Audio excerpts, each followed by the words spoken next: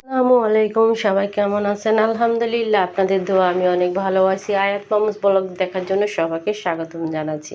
আমি কিন্তু একটু চকে আসছি, আর চকে এসে তো আমার অবস্থা কি বলে ক্রাশিং, কারণ এত জ্যাম আর এত গরম। ওরে আল্লাহ রে! একটু আসছিলাম ভাই ব্যাংকে এসে আমার জীবনটা মনে হয় বের করে দিল। আর রিক্সা তো নাই, আর দ্বিতীয় কথা এত জ্যাম, কে হাঁটবে রাস্তা দিয়ে? রাস্তা হাঁটারও জায়গা নাই, রিক্সা চলারও জায়গা নেই। তাই আর কি আর করব, এই যে জায়গাটা ফাঁকা দেখতেছেন না, এটা কিন্তু ফাঁকা না ভাই, এটা জ্যাম লাগার কারণে এখান থেকে আসতেও পারতেছেন, যাইতেও পারতেছেন, এই কারণে এই জায়গাটা ফাঁকা হয়ে রয়েছে।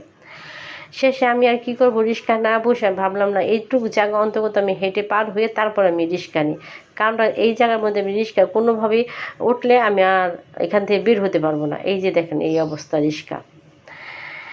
তো আসলে আমি চকে আসছিলাম, সেটা তো বললাম কেন আসছিলাম। এখন আমি চকে থেকে রিক্সা নিয়ে আমি বাসায় যাব না, আমি যাবো একটু লালবাগের দিকে। তো সেইখানে একটু কাজ আছে, সেই উদ্দেশ্যে ওখান থেকে আমি আবার রিক্সা নিয়ে নিলাম। রিক্সা নিয়ে আমি এখন চলে যাব লালবাগে যাব আমি একটু টেলার্সে একটু কাজ আছে, একটা ড্রেস বানাতে দিয়েছিলাম, তো সেইটা আমি আবার তুলতে যাব।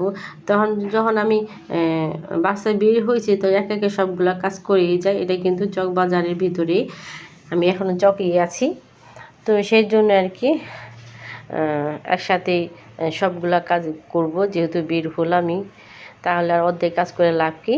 এই যে দেখেন এখানে কিন্তু আমি চলে আসছি লালবাগে। তো টেলার্স থেকে আমি কাপড়টা তুলি, আর এই ভাগে আপনাদের সাথে দেখা হয়ে গেল। সবাইকে বলবেন, আচ্ছা ছোটোখাটো ভিডিওটা দিয়ে দিলাম যে রাস্তাঘাটের পরিস্থিতি কেমন, সেটাই আপনাদের সাথে শেয়ার করলাম। আর এত গরমের তাপ, সেটাও আপনাদের বলে দিলাম, কারণ এখন যে রাস্তাঘাটে এত গরম আর এত তাপ, পানি যদি না নিয়ে যায় তাহলে কিন্তু অবস্থা খুব কাহিল হয়ে যাবে। আর এই দেখেন বাড়ির ধারে কত সুন্দর গাছ লাগাইছে, এগুলো লাগালে আমার খুব বেশি ভালোই লাগে, অনেক সুন্দর। বাড়ির সামনে গাছ থাকবে, এটাই তো দেখতে ভালো লাগে, তাই না? সবাইকে অনেক অনেক ধন্যবাদ। আসসালামু আলাইকুম, আল্লাহ হাফেজ।